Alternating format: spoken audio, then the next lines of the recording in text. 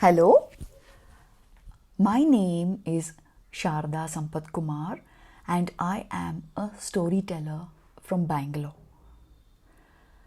Welcome to my third story narration in the series Stories from Sudha Murthy's collection.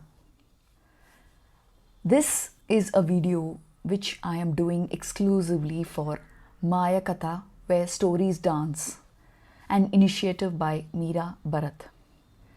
Thank you, Meera Bharat, for inviting me to share my story with your viewers.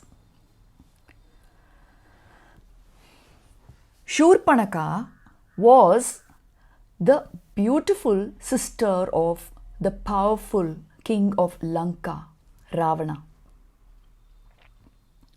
She was an Asura princess.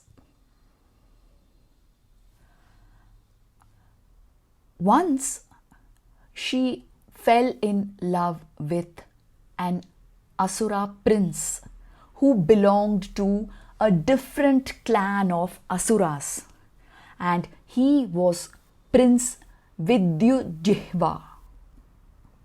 Now, when Ravana heard about this, he was furious. He did not accept the fact that his sister was in love with an Asura prince who belonged to a different clan and who was also a dreaded enemy of Ravana. He made sure and decided that he would not allow Shurpanaka to marry Vidyujihva. But Mandodari, the wife of Ravana, insisted that he must respect his sister's choice. So finally, Ravana came to accept Shurpanaka and Vidyujihva as husband and wife. Now they started living separately. One day, Ravana wanted to visit his sister Shurpanaka. So he went to their new home, where Shurpanaka and Vidyujihva, who were married now, were living their life.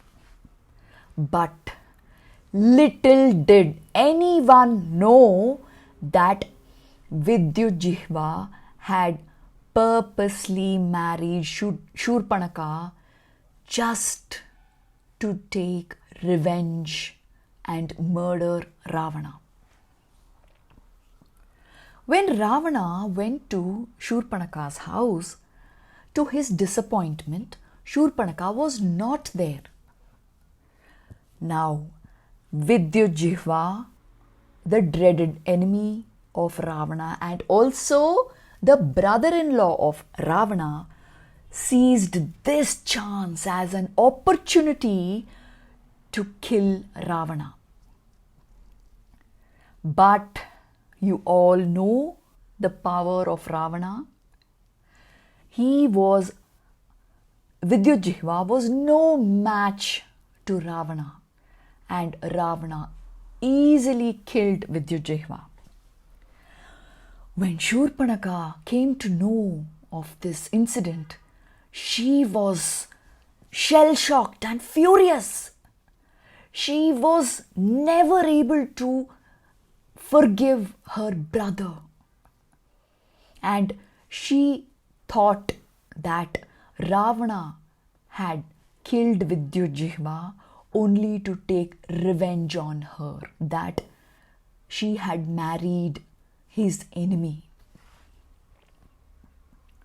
So now Shurpanaka had become a widow at a young age.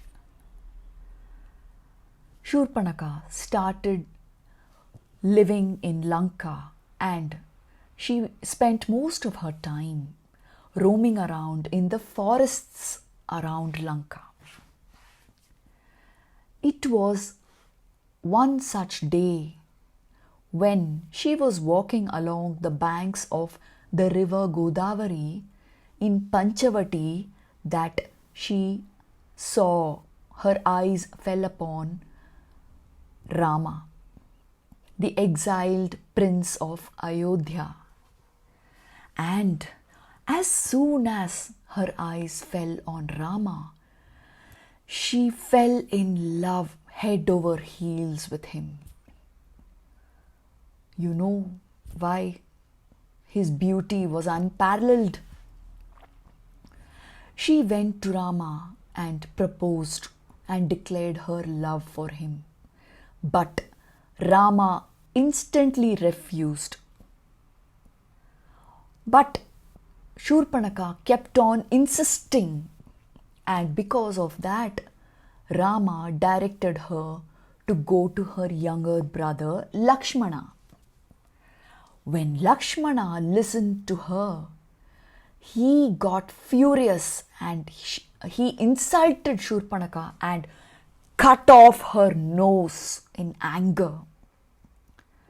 Now Shurpanakha had no choice but to run away from there, from the brothers. But she glanced upon Sita, Rama's wife, who was standing at a distance.